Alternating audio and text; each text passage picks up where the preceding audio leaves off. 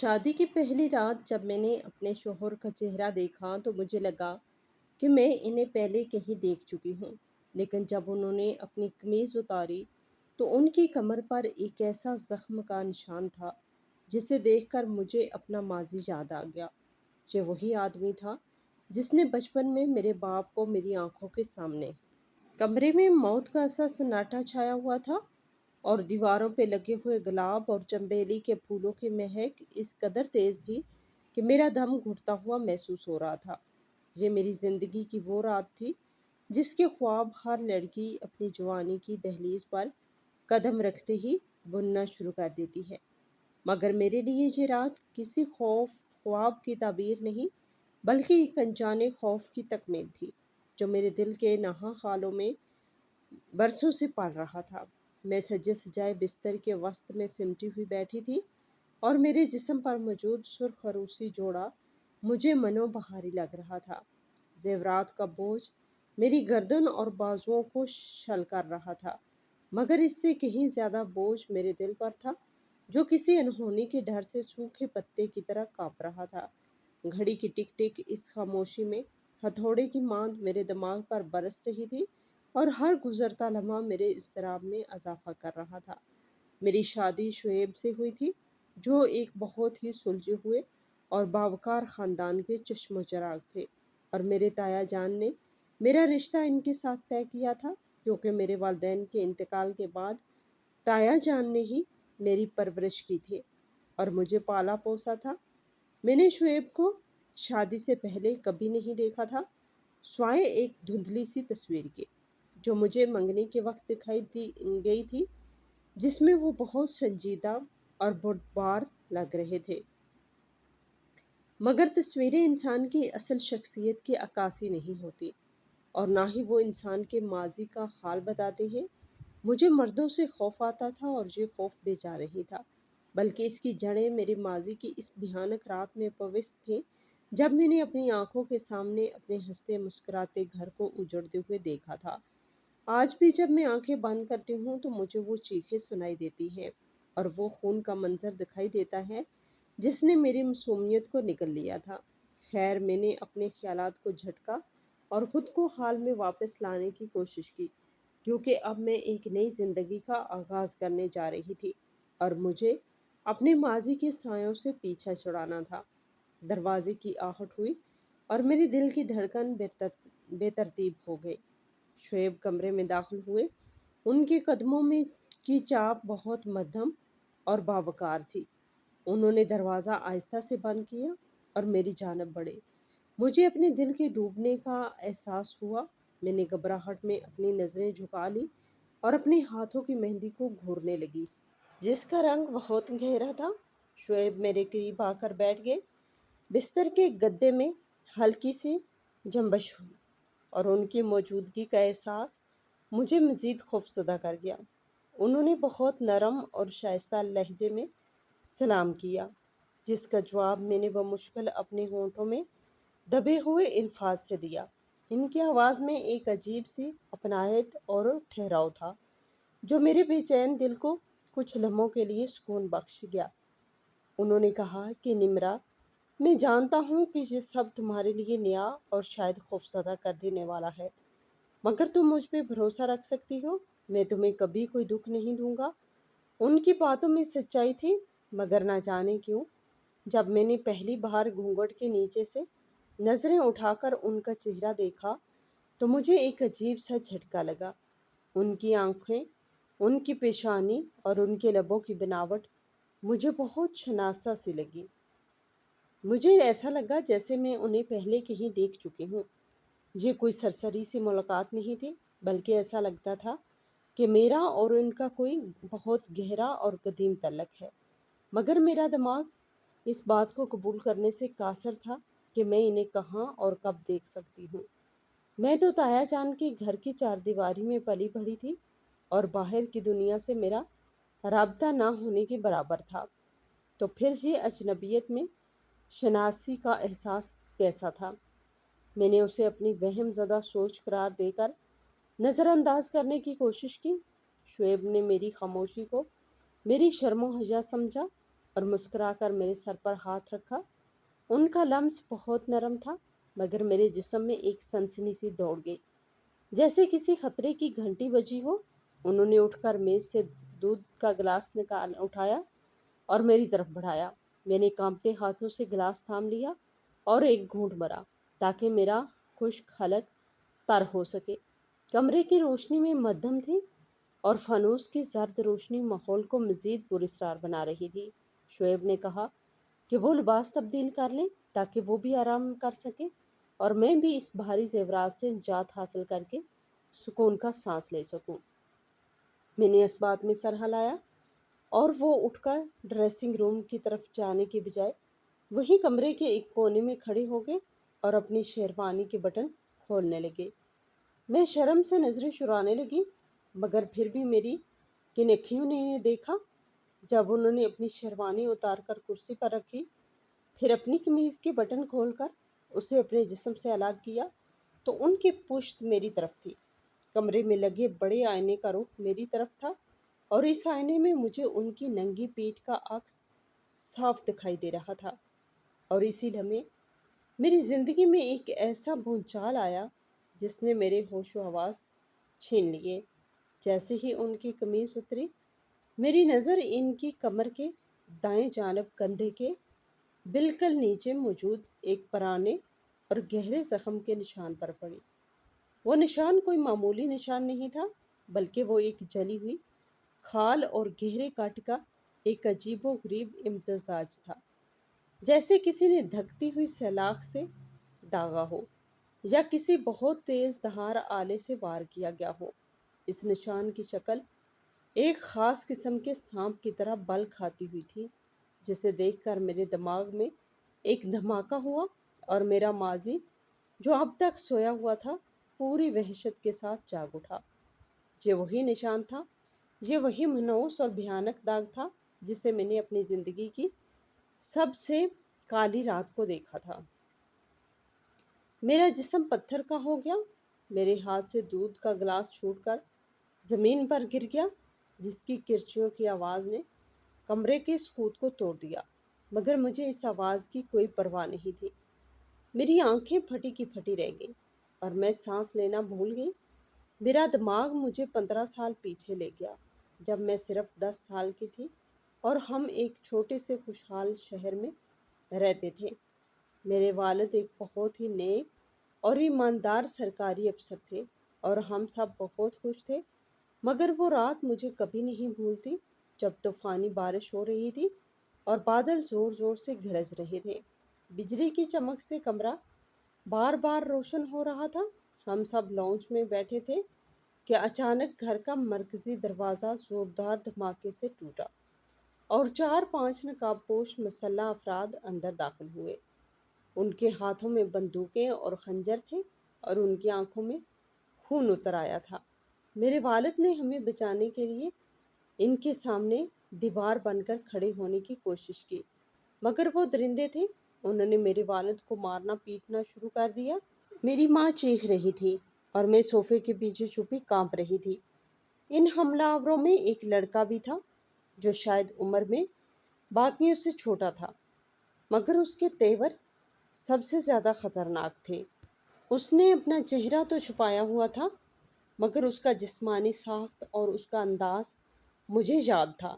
میرے والد نے مزاحمت کی تو اس لڑکے نے آگے بڑھ کر میرے والد کو پکڑ لیا اور اسی کشمکش میں میرے والد کے نے پاس پڑا ہوا ایک تیز دھار نوکیلا ڈیکوریشن پیس اٹھا کر اس لڑکے کی کمر پر دے مارا۔ مجھے یاد ہے کہ بجلی کڑکی تھی اور روشنی کے اس جھماکے میں نے دیکھا تھا کہ اس لڑکے کی قمیض پیچھے سے پھٹ گئی تھی اور اس کی کمر پر بالکل اسی جگہ خون کا فوارہ پھوٹا تھا اور وہ زخم بالکل اسی سانپ کی شکل کا بنا تھا جو آج شعیب کی کمر پر دیکھ رہی تھی۔ اس رات اس لڑکے نے درد سے کراہتے ہوئے پلٹ کر میرے والد کے سینے میں گولی اتار دی تھی اور میں نے اپنی معصوم آنکھوں سے اپنے باپ کو تڑپ تڑپ کر مرتے دیکھا تھا۔ وہ خونی منظر اور وہ زخم کا نشان میرے حافظے میں ایسے نقش ہو گئے تھے جیسے پتھر پر لکیر ہو۔ میں برسوں تک اس نشان کو اپنے خوابوں میں دیکھتی رہی تھی، اور وہی آج وہی نشان، وہی قاتل میرے سامنے میرا شوہر بن کر کھڑا تھا۔ میرا دم گھٹنے لگا اور مجھے لگا کہ میں پاگل ہو جاؤں گی۔ یہ کیسے ممکن ہو سکتا ہے کہ جس شخص نے میرے باپ کو قتل کیا، جس نے میرا بچپن برباد کیا، جس نے میری ماں کو بیوہ کیا، آج وہ میرا سہاگ بنا ہوا ہے۔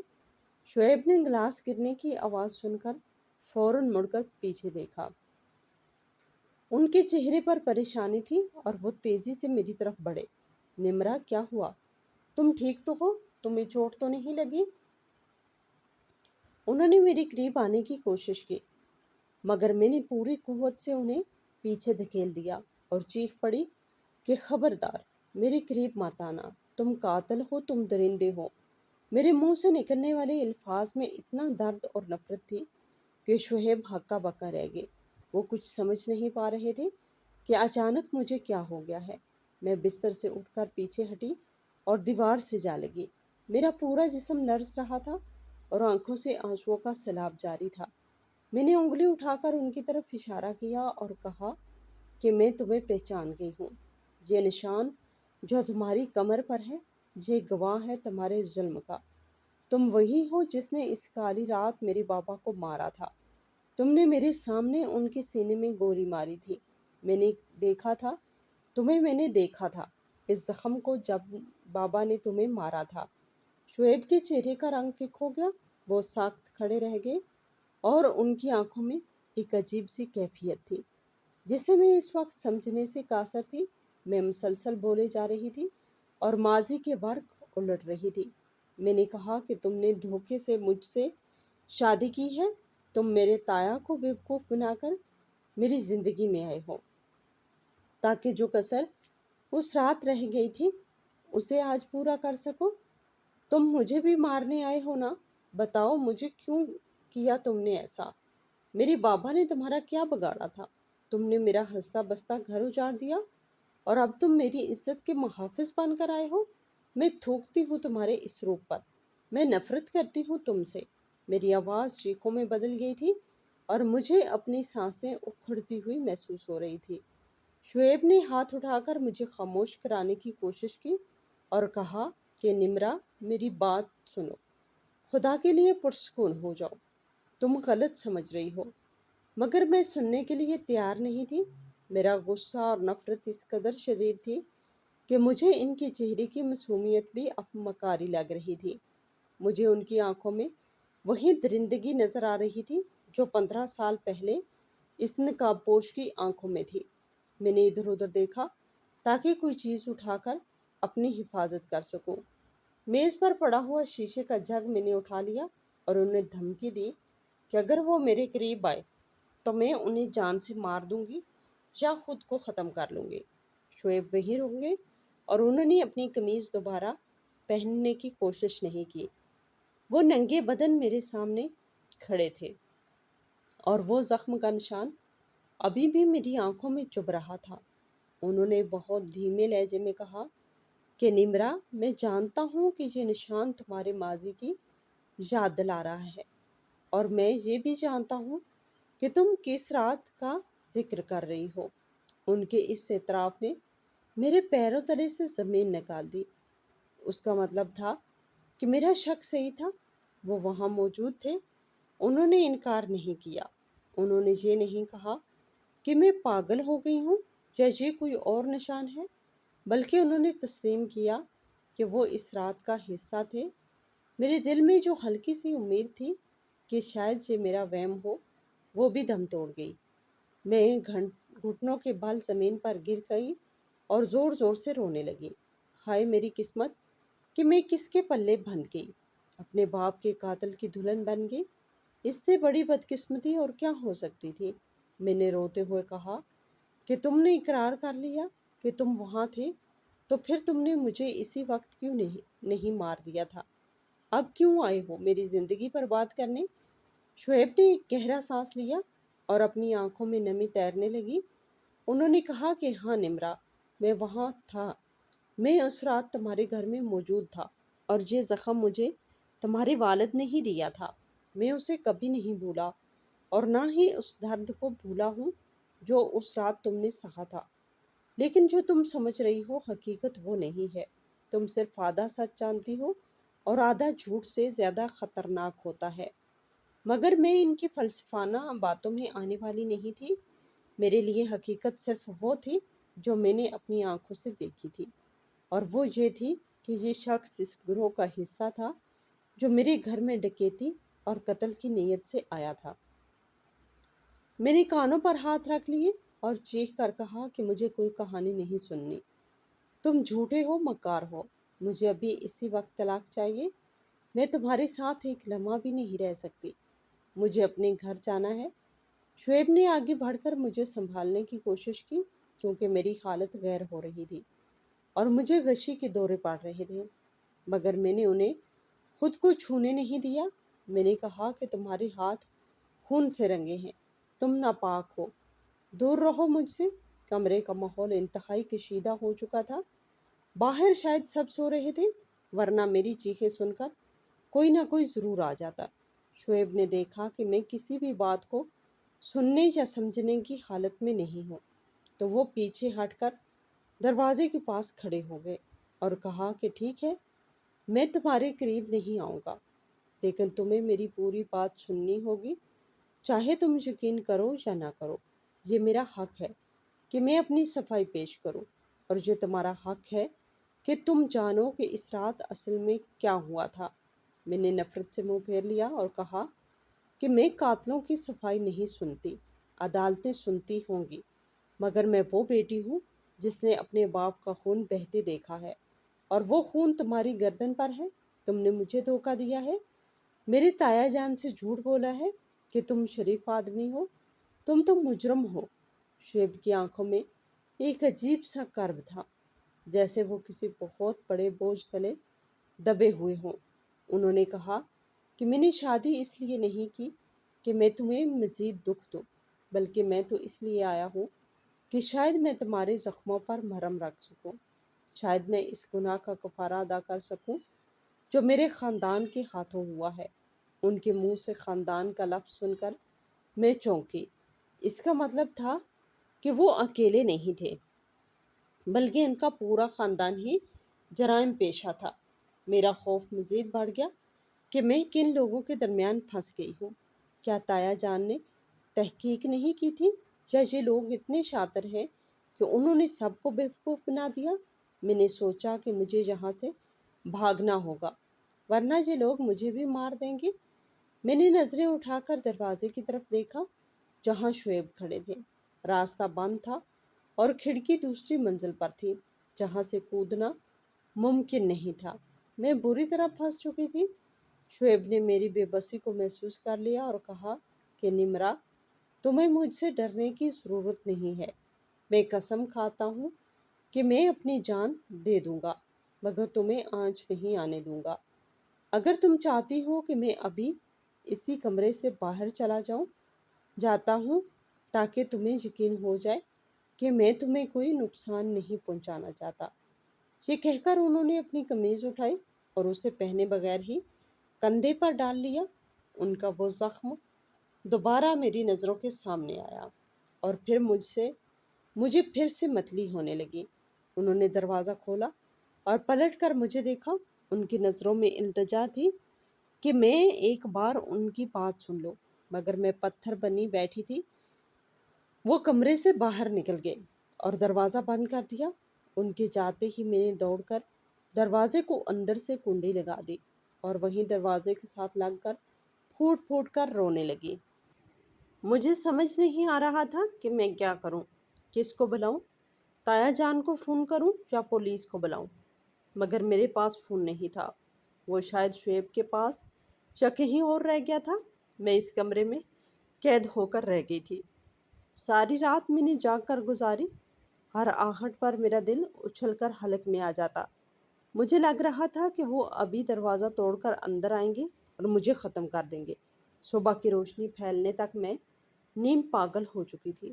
میری آنکھیں سوجی ہوئی تھی اور میرا جسم تھکن سے چور تھا، مگر دماغ مسلسل اسی ایک نقطے پر اٹکا ہوا تھا کہ میرا شوہر میرا مجرم ہے اور مجھے اس سے انتقام لینا ہے یا اپنی جان بچانی ہے۔ یہ رات میری زندگی کی سب سے طویل اور اذیت ناک رات تھی، جس نے میرے حال اور مستقبل کو تاریک کر دیا تھا اور مجھے ایک ایسے دوراہے پر لا کھڑا کیا تھا جہاں ایک طرف تباہی تھی اور دوسری طرف ایک ایسا راز تھا جس کی گہرائی کا مجھے ابھی اندازہ نہیں تھا۔ رات کی سیاہی آہستہ آہستہ دم توڑ رہی تھی اور صبح کاذب کی دھندلی روشنی روشن دانوں کے راستے کمرے میں جھانکنے کی کوشش کر رہی تھی، مگر میرے دل کے نہا خانوں میں جو اندھیرا چھایا ہوا تھا وہ کسی بھی سورج کی کرن سے ختم ہونے والا نہیں تھا۔ میں ساری رات دروازے کی لکڑی کے ساتھ اپنی کمر ٹکائے فرش پر بیٹھی رہی تھی اور میری سرخ اور سوجی ہوئی آنکھیں دروازے کی اس لوہے کی کنڈی پر جمی ہوئی تھی جو اس وقت میرے اور میری موت کے درمیان واحد رکاوٹ تھی۔ میرے جسم کا جوڑ جوڑ دکھ رہا تھا اور سردی کی شدت سے میرے دانت بج رہے تھے، مگر مجھے نہ تو سردی کا احساس تھا اور نہ ہی جسمانی تکلیف کا، کیونکہ میرے دماغ میں جو طوفان برپا تھا اس نے میرے باقی تمام حواس کو مفلوج کر کے رکھ دیا تھا۔ یہ میری زندگی کی وہ صبح تھی جس کا انتظار میں نے کبھی نہیں کیا تھا۔ یہ وہ صبح تھی جو امید کی کرن کی بجائے مایوسی اور دہشت کا پیغام لے کر آئی تھی۔ میں نے اپنے ہی گھر میں اور اپنے ہی کمرے میں خود کو ایک مجرم کی طرح قیدی بنا لیا تھا، اور باہر میرا شور، یا اگر میں سچ کہوں تو میرے باپ کا قاتل آزاد گھوم رہا تھا، اور مجھے اپنی بے بسی اور بے کسی پر رہ رہ کر غصہ آ رہا تھا اور اپنی قسمت پر ماتم کرنے کا دل چاہ رہا تھا کہ میں نے تایا جان کی پسند اور ان کے فیصلے پر کیوں آنکھ بند کر کے اور سر جھکا کے بھروسہ کیا۔ میں نے کیوں سوال نہیں اٹھایا اور کیوں تحقیق نہیں کی کہ یہ لوگ کون ہیں، کہاں سے آئے ہیں اور ان کا پس منظر کیا ہے۔ میرے ذہن کے پردے پر بار بار وہی خونی منظر کسی فلم کی طرح چل رہا تھا، جب میرے بابا میرے سامنے تڑپ رہے تھے اور شعیب کی کمر پر موجودہ وہ سانپ کی شکل کا نشان میری آنکھوں میں کانٹے کی طرح چبھ رہا تھا۔ جیسے ہی صبح کا اجالا مکمل طور پر پھیلا اور پرندوں کی چہچہاہٹ شروع ہوئی تو باہر سے بھاری قدموں کی آہٹ سنائی دی۔ میرا دل زور سے دھڑکا اور حلق میں اٹک گیا۔ میں نے اپنی سانس روک لی کہ اب کیا ہوگا۔ کیا وہ زبردستی دروازہ توڑ کر اندر آئیں گے یا کوئی خطرناک چال چلیں گے؟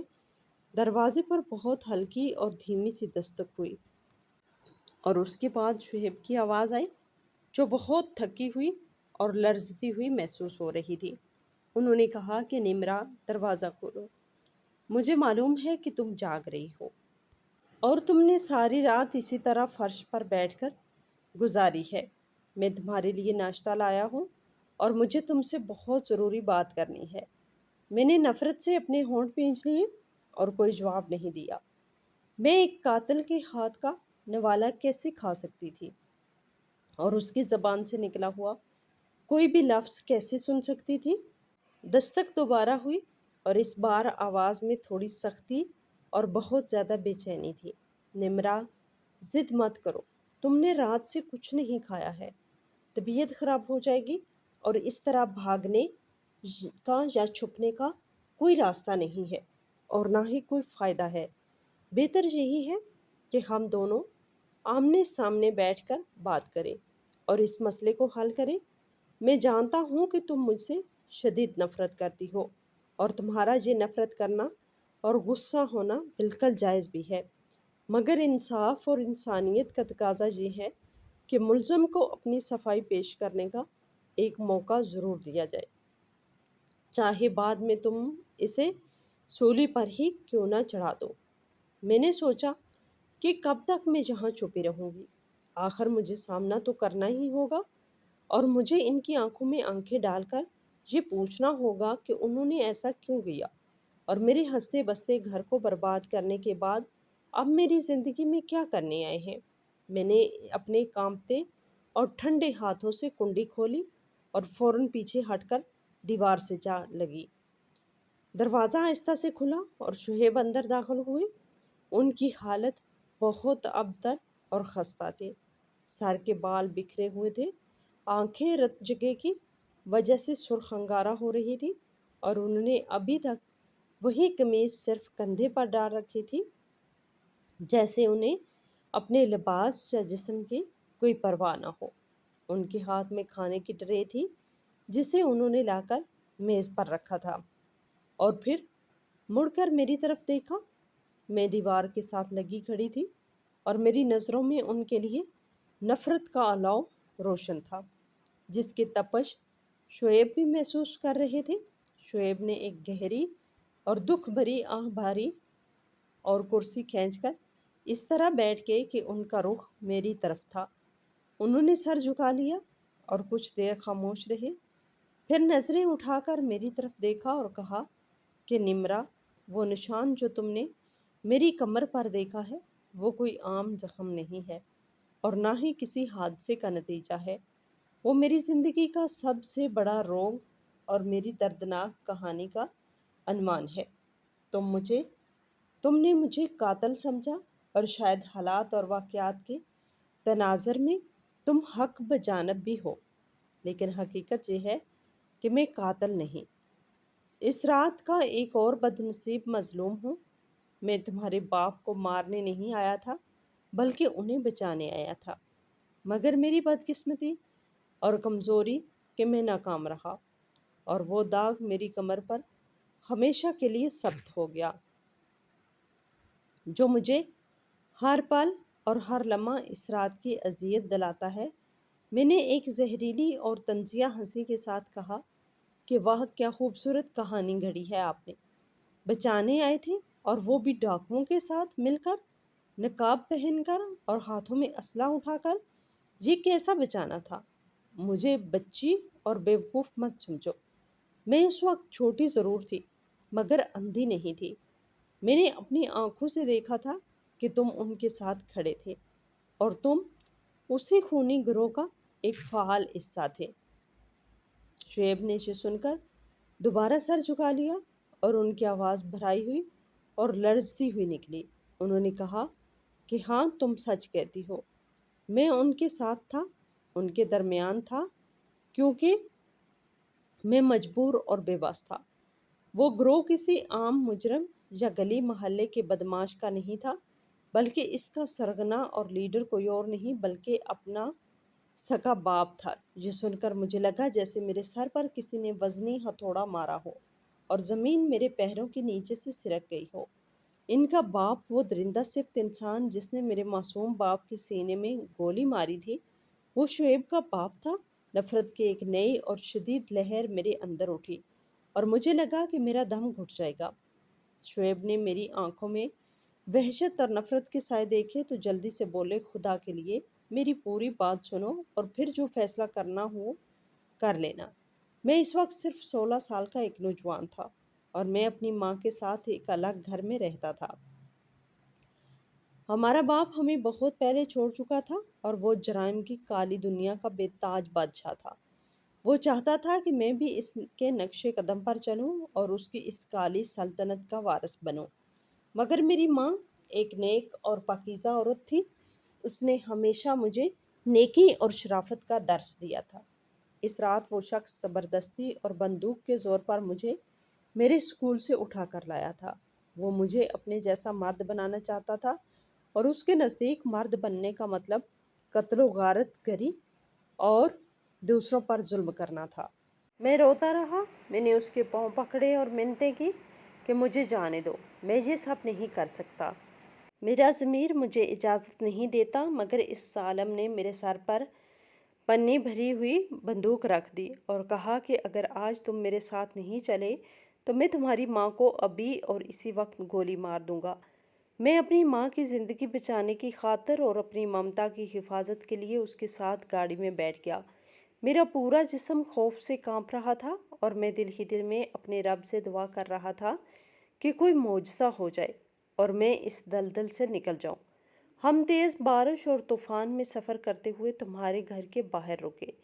بارش زور و شور سے ہو رہی تھی، اور میرے باپ نے مجھے زبردستی ایک کالا نقاب پہنایا اور میرے کانپتے ہوئے ہاتھوں میں ایک خالی پستول تھما دیا جس میں ایک بھی گولی نہیں تھی۔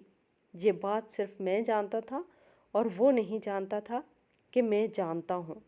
وہ صرف مجھے آزمانا چاہتا تھا کہ میں کتنا حوصلہ رکھتا ہوں اور کیا میں کسی پر گولی چلا سکتا ہوں یا نہیں۔ جب ہم دروازہ توڑ کر تمہارے گھر میں داخل ہوئے تو میرا ضمیر مجھے بری طرح ملامت کر رہا تھا۔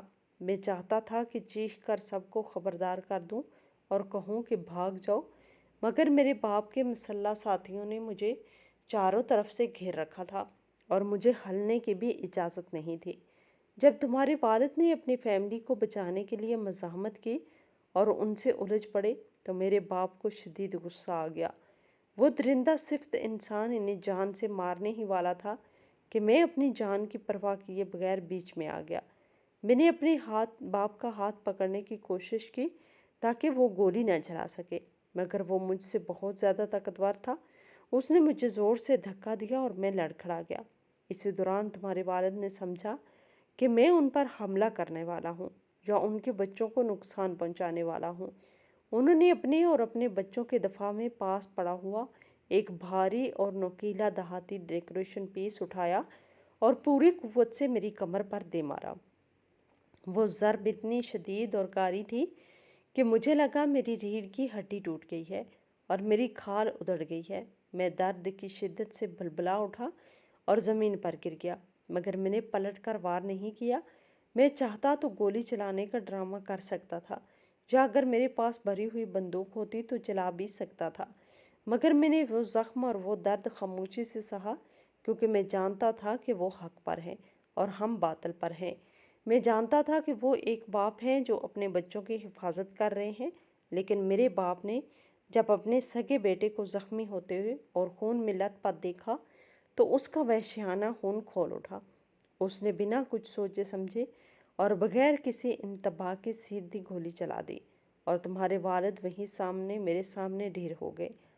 میرے زخمی حالت میں زمین پر پڑا چیختا رہا کہ انہیں بابا مت مارے، خدا کے لیے مت مارے، مگر تب تک بہت دیر ہو چکی تھی۔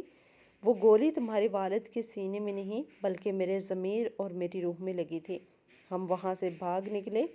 میرا باپ مجھے کالر سے پکڑ کر گھسیٹتا ہوا لے گیا کیونکہ میں درد کی وجہ سے چلنے کے قابل نہیں تھا۔ گاڑی میں بیٹھ کر جب ہم واپس جا رہے تھے تو میں نے اپنے باپ کے منہ پر تھوک دیا تھا اور روتے ہوئے کہا تھا کہ آج کے بعد میرا تم سے کوئی رشتہ، کوئی تعلق نہیں۔ تم میرے باپ نہیں بلکہ ایک قصاب اور قاتل ہو۔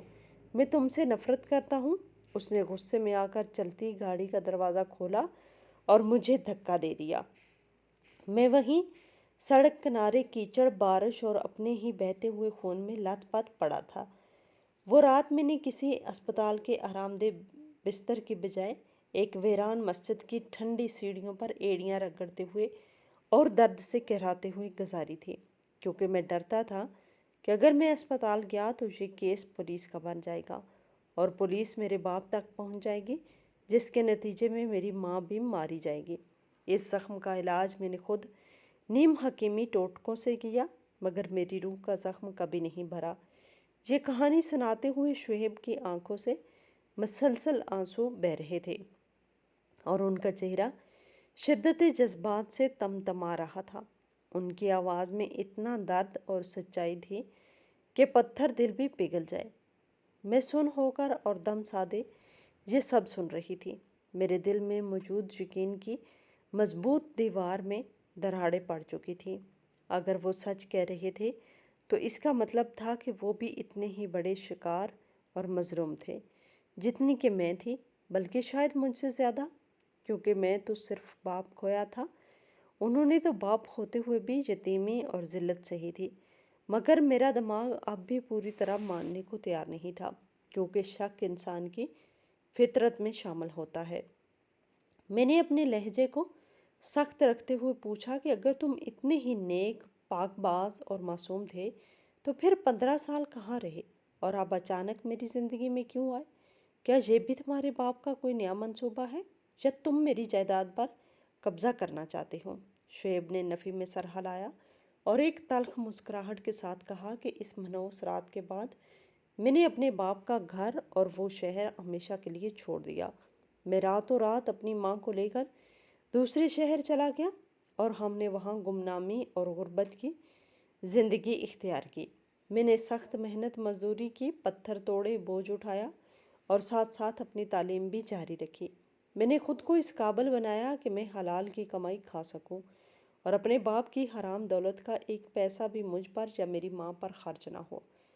میرا باپ چند سال بعد پولیس کے ساتھ ایک مقابلے میں عبرت ناک موت مارا گیا اور اس کی ساری کالی کمائی حکومت نے ضبط کر لی۔ لیکن ایک بوجھ میرے دل پر ہمیشہ پہاڑ کی طرح رہا اور وہ تمہارے یتیم ہونے اور تمہاری ماں کا بیوہ ہونے کا بوجھ تھا۔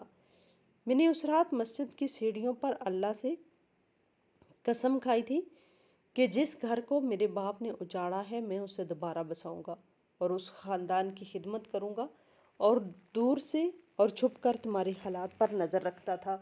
مجھے معلوم تھا کہ تمہارے تایا جان تمہاری کفالت کر رہے ہیں، مگر مالی طور پر وہ کمزور تھے اور تمہاری ضروریات پوری کرنا ان کے لیے مشکل تھا۔ میں نے کئی بار خفیہ طور پر ان کی مدد بھی کی، کبھی کسی فلاحی ادارے کے نام پر بچوں کی فیس بھجوائی اور کبھی کسی انجان ہمدرد کے روپ میں راشن اور پیسے بھجوائے۔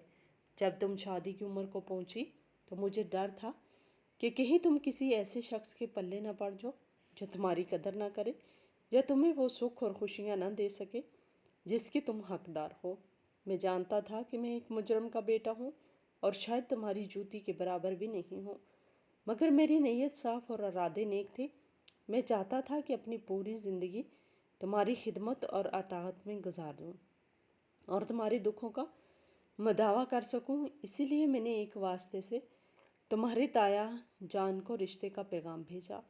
میں نے انہیں اپنی حقیقت نہیں بتائی کیونکہ میں جانتا تھا کہ اگر انہیں پتہ چل گیا کہ میں کس کا بیٹا ہوں تو وہ کبھی نہیں مانیں گے اور مجھے دھکے دے کر نکال دیں گے۔ میں نے صرف انہیں اپنی موجودہ حیثیت، میرا کاروبار اور اپنی شرافت دکھائی اور انہوں نے ہر طرح سے تحقیق کرنے کے بعد ہاں کر دی۔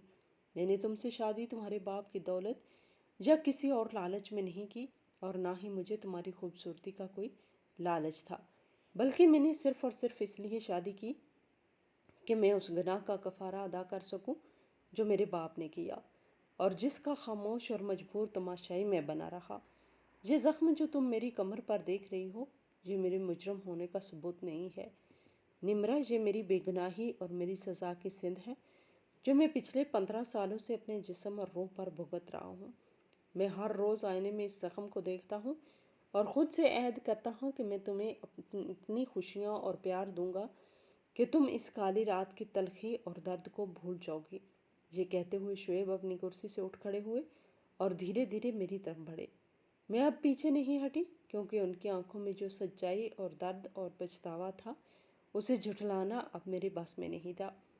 میرا دل گواہی دے رہا تھا کہ یہ شخص جھوٹ نہیں بول سکتا۔ وہ میرے بالکل قریب آئے اور گھٹنوں کے بل میرے پیروں میں بیٹھ گئے۔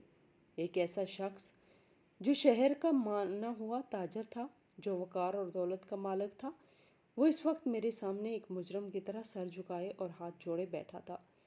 انہوں نے لرزتی ہوئی آواز میں کہا کہ نمرا، اب فیصلہ تمہارے ہاتھ میں ہے۔ تم چاہو تو مجھے ابھی پولیس کے حوالے کر دو، میں اپنے جرم کا اقرار کر لوں گا اور جیل جانے کے لیے تیار ہوں۔ تم چاہو تو مجھ سے طلاق لے لو، میں تمہیں ایک آزاد لمحے میں آزاد کر دوں گا اور تمہاری زندگی سے ہمیشہ کے لیے چلا جاؤں گا، اور اگر تم چاہو تو میری جان لے لو، میں اف تک نہیں کروں گا۔ بس خدا کے واسطے مجھے ایک بار معاف کر دینا کہ میں اس رات تمہارے باپ کو بچا نہیں سکا۔